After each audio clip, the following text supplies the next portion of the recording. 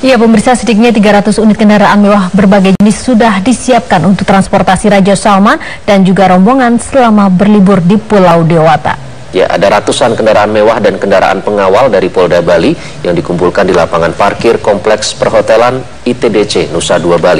Mobil-mobil ini akan kemudian dikirim ke 4 hotel lokasi rombongan Raja Arab menginap, yakni St. Regis, Ritz-Carlton, Laguna, dan Hilton.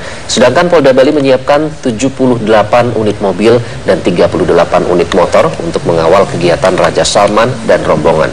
Polda juga melibatkan sedikitnya 800 personil untuk pengamanan. Raja Salman dan rombongan sebanyak 1.500 orang direncanakan akan berlibur di Bali selama 6 hari, mulai dari tanggal 4 hingga 9 Maret mendatang.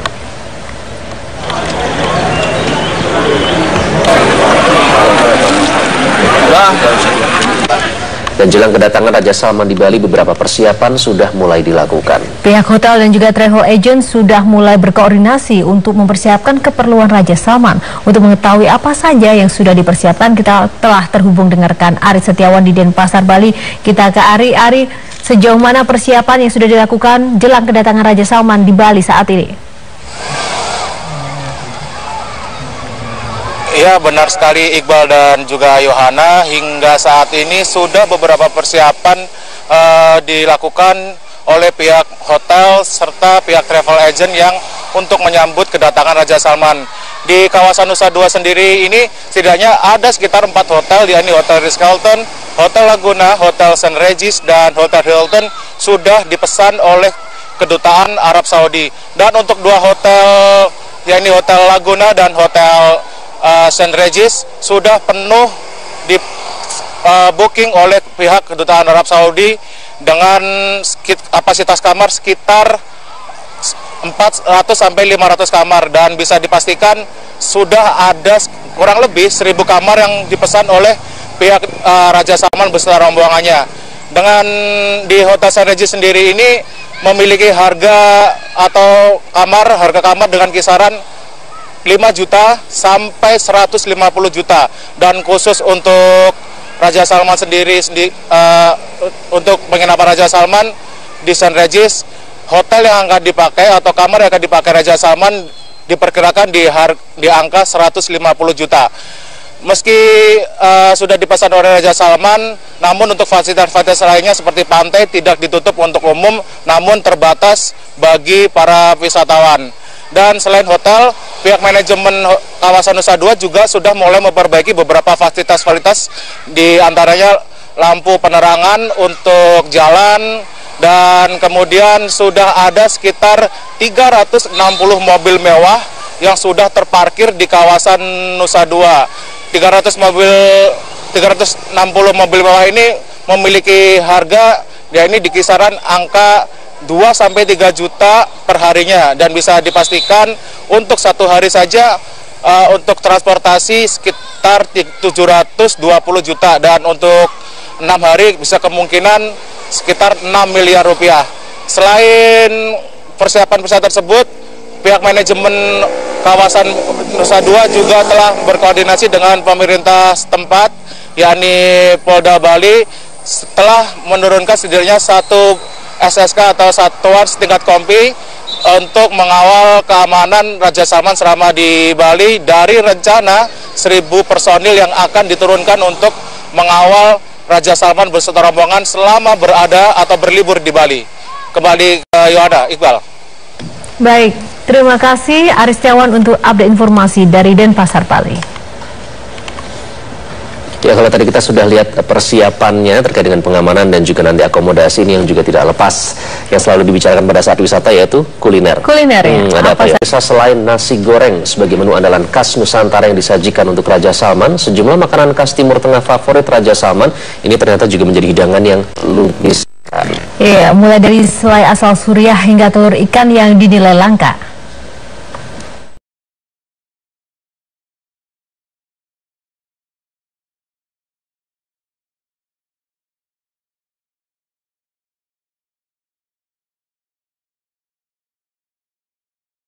Bertaraf internasional bekerja sama dengan juru masak Kerajaan Arab Saudi meracik menu makanan bercita rasa Timur Tengah favorit Raja Salman. Makanan pertama yaitu hummus. Saus asal Suriah ini terbuat dari kacang Arab dicampur dengan tahini, minyak zaitun, perasan lemon, garam, dan bawang putih. Humus biasa dimakan bersama sayuran segar atau roti pita yang garing. Makanan pembuka lainnya adalah kanape, yaitu makanan berukuran 1 kali suap. Terbuat dari roti atau toast dengan mentega atau krim keju sebagai pelumas. Dan beragam topping dari sayuran, buah, hingga seafood yang menjadikan kanape memiliki variasi yang berbeda. Makanan lainnya adalah kaviar atau telur ikan strugen yang merupakan telur dari ikan langka. Makanan ini menjadi salah satu makanan termahal di dunia. Proses pembuatan telur ikan menjadi kaviar adalah dengan menangkap ikan, membuka perut dan mengeluarkan telur. Kemudian diamkan telur dalam air yang mengandung garam. Setelah matang, telur ini diletakkan dalam kaleng yang sudah disterilisasi. Di restoran biasanya kaviar dipatok seharga Rp600.000 per 30 gramnya. Kaviar lezat dinikmati dalam kondisi segar yang disimpan antara suhu 3 sampai 1 derajat Celcius. Biasanya kaviar disantap bersama roti atau pancake. Sementara untuk hidangan utama dari beras, kuliner untuk raja menggunakan beras basmati.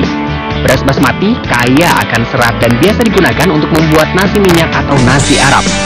Beras ini lebih panjang dan aromanya yang seperti kacang menjadi ciri khas beras yang berasal dari pegunungan Himalaya ini. Tim Liputan Metro TV. Ya ternyata ini ya terlihat lezat sekali tadi ya, ada kaviar juga ya. Betul, dan kurang lebih cita rasanya sama ya antara Indonesia dengan Arab Saudi. Nah, ngomongin cita rasa yang sama ini juga mungkin kalau kita melihat nanti kunjungan ke negara Raja Salman ini tentu saja disisipi agenda berlibur ke Pulau Dewata atau Bali. Ya, dia memang terkenal dengan hobi berliburnya. Bahkan hobi melancong sudah dilakukan oleh pemimpin-pemimpin sebelumnya.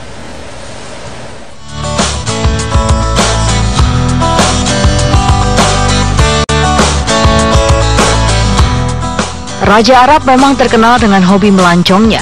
Selain Raja Salman, beberapa Raja Arab sebelumnya pun terkenal menyukai tempat-tempat indah di berbagai belahan dunia. Beberapa lokasi indah ini sudah pernah disinggahi oleh rombongan Raja Arab. Kunjungan ke pesisir selatan Spanyol dilangsungkan tahun 2005 oleh Raja Fahd. Saat itu ia mengajak 3.000 keluarga kerajaan dan ratusan stafnya. Puluhan mobil mewah sudah disewanya untuk berlibur. Seluruh aktivitas keluarga kerajaan meningkatkan ekonomi pantai Marbella dengan total transaksi sejumlah $60 juta.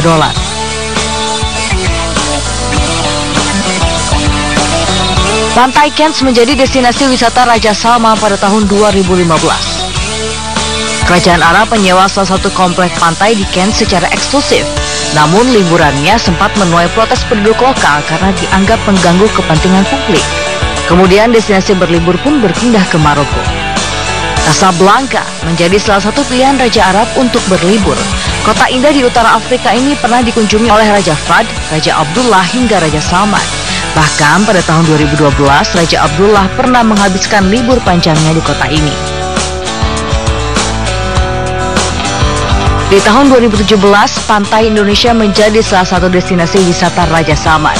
Raja Salman beserta 1.500 rombongannya memilih Pulau Dewata sebagai tempat berliburnya. Selama di Bali, Raja Salman hanya akan menikmati suasana keindahan alam yang ada di sana. Tidak akan ada agenda lain termasuk agenda bertemu dengan media. Ya, saatnya Bali yang bersinar ya. Informasi tadi. Bali terus bersinar sepertinya. Semoga destinasi wisata lain di Indonesia juga terus bersinar juga. Baik, itu harapan kita dan sekaligus mengakhiri perjumpaan kita dalam Metro Pagi Prime Time kali ini. Mewakili seluruh kerabat kerja yang bertugas, saya Iqbal Himawan. Dan saya Yohana Margareta. Pemirsa, terima kasih atas kebersamaan Anda. Selamat pagi. Sampai data-data terkini yang dapat kita lihat bersama terkait bagaimana kondisi di sektor wisata di Indonesia. Dan kita akan langsung membahasnya bersama Pak Hiramsyah dan juga Pak Asnawi. Pak Hiramsyah dulu, saya ingin bertanya Pak, apa langkah-langkah pemerintah untuk memanfaatkan peluang kunjungan Raja Salman ini? Ya, pertama-tama tentunya kita sangat bersyukur ya, karena kunjungan Raja Salman ini memberikan satu PR value yang luar biasa. Tadi Pak Asmawi sudah sampaikan, dan saya juga yakin lebih dari 1 triliun PR value-nya. Kami di Kementerian Pariwisata tentunya pertama kali adalah fokus di branding, agar kita menjadi jauh lebih dikenal di seluruh dunia, termasuk di Timur Tengah. kunjungan Raja Salman selama 9 hari, termasuk nanti ada 6 hari di Bali, itu adalah satu PR value yang luar biasa. Dan kita yakin akan sangat meningkatkan secara signifikan awareness orang mengenai Indonesia, bukan hanya Bali. Dan ini menjadi modal besar. Makanya Pak Menteri sendiri sudah menyatakan bahwa tahun ini insya Allah kita yakin bahwa kunjungan Wisman dari Saudi Arabia akan naik 50%. Oke Pak, dari 10 destinasi tadi yang menjadi prioritas untuk kerjasama dengan Arab Saudi, objek wisata atau tempat mana saja yang menjadi target untuk ditingkatkan? Sebelum kunjungannya, tim advance juga sudah melakukan beberapa kali pembicaraan dengan pemerintah, ya termasuk dengan Kementerian Pariwisata. Ada 3 destinasi yang menjadi interest mereka. Yang pertama adalah Mande, Sumatera Barat. Mande, Sumatera Barat. Kemudian yang kedua adalah Belitung, dan yang ketiga adalah Mandalika. Kenapa Pak 3 objek itu? Mande, Sumatera Barat dan Mandalika Lombok sudah dikenal sebagai World Halal Best Destination.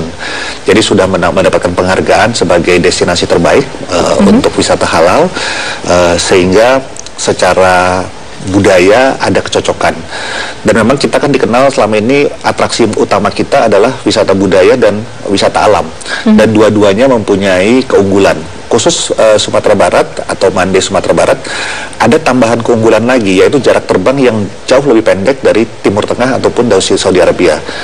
Itu mungkin hanya 4 sampai dengan 5 jam terbang, dan itu luar biasa, dan tentunya juga atraksi budaya dan atraksi alam yang luar biasa, karena di situ ada kombinasi dari wisata budaya yang mempunyai kecocokan, dan yang kedua wisata alamnya komplit. Ada wisata bahari, wisata pantai, karena juga Mande dikenal sebagai Raja Ampatnya Indonesia bagian barat. Kemudian yang kedua juga lengkap dengan wisata kulinernya, itu cocok. Dan yang ketiga, wisata alamnya tadi, selain wisata bahari, dia juga ada pegunungan yang indah dengan Lembah Haro, Kelok 9 dan sebagainya. Oke, menarik sekali ya ini. Kita akan ke Pak Asnawi dulu, bagaimana kemudian ini para pelaku usaha memanfaatkan momentum begitu kunjungan Raja Salman ini, Pak. Pertama yang akan kita lakukan memperkuat network ya dengan biro-biro perjalanan yang ada di Timur Tengah, khususnya Arab Saudi. Karena memang selama ini kita kan selalu B2B ya, business to business untuk menjalin network. Karena dalam rangka berpromosi itu kami lebih tepat sasaran apabila berbicara dengan biro perjalanan yang ada di Arab Saudi. Ini kita akan melakukan pendekatan-pendekatan lebih intensif pasca kedatangan Pak Raja Salman. Karena memang dalam rombongan itu terdapat beberapa ratus orang yang berasal dari industri pariwisata. Efek yang dirasakan saat ini secara langsung apa saja, Pak? Kalau efek yang sekarang sudah dirasakan cepat itu adalah sebelum kedatangan Raja dan saat kedatangan Raja kami sudah dihubungi banyak pihak untuk bicara, untuk membicarakan bagaimana lebih percepatan peningkatan hubungan ini, sehingga kita harapkan dalam waktu dekat akan ada peningkatan jumlah wisatawan dengan hubungan baik dengan biro-biro perjalanan yang ada di Arab Saudi dan Timur Tengah khususnya. Karena memang selama ini yang secara direct selling yang memasarkan kita itu adalah biro perjalanan, karena kita kan jarang melakukan promosi-promosi yang sifatnya business to customer. Kita selalu B2B. Kalau kita ikut di Arabian Travel Mart misalnya di Dubai, itu kan kita selalu ketemunya dengan biro-biro perjalanan.